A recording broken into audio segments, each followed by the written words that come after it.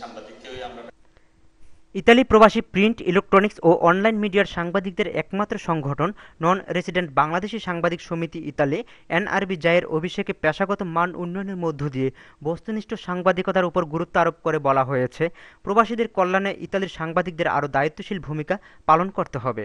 রাজধানী রোমে আয়োজিত এই বর্ণাঢ্য অভিষেকে প্রধান অতিথি ছিলেন ইতালিস্থ বাংলাদেশ দূতাবাসের চার্জ দ্য অ্যাফেয়ার্স সুলতান আফরোজ। বিশেষ অতিথি ছিলেন এটিএন বাংলার ইউকের প্রধান নির্বাহী হাফিজ আলম বক্স ও এনআরবি জায়ের প্রধান উপদেষ্টা লুৎফর রহমান।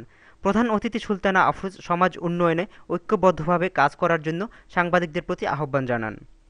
ইতালিতে বসবাসরত যে সকল সাংবাদিক রয়েছে তারা ঐক্যবদ্ধভাবে সমাজকে এগিয়ে নেওয়ার জন্য, উন্নয়নের জন্য এবং সমাজে বসবাসকারী যে জনপদ রয়েছে তাদের উন্নয়নের জন্য তারা একভাবে ঐক্যবদ্ধভাবে কাজ করবেন। সভাপতি ইকবাল হোসেনের সভাপতিত্বে ও লাবণ্য অঞ্জন চৌধুরীর উপস্থাপনায় অনুষ্ঠিত অভিষেকে উপদেষ্টা হাবিব চৌধুরী এবং মোহাম্মদ জসিমউদ্দিন ছাড়াও অভিষেক কমিটির চেয়ারম্যান শাওন আহমেদ, নবনির্বাচিত সাধারণ সম্পাদক হাবিবুর রহমান চুন্নু, বিদায়ী সভাপতি হাসান মাহমুদ, বিদায়ী সাধারণ সম্পাদক একে জামান, মাহবুব আলম প্রধান, আব্দুল মান্নান হীরা, জমির হোসেন, রিয়াজ হোসেন ও বিটু মজুমদার বক্তব্য রাখেন। অভিষেকে লেডিস ক্লাব, মহিলা সমিতি, মহিলা লীগ, মহিলা দল ও বৃহত্তর নোয়াখালী যুব সংঘ নবনির্বাচিতদের ফুলের শুভেচ্ছা জানান।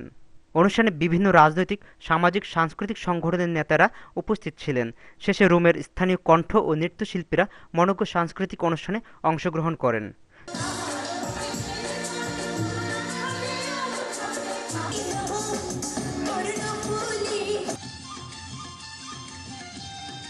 Shaon Ahmed, Bangla TV news, Rome, Italy.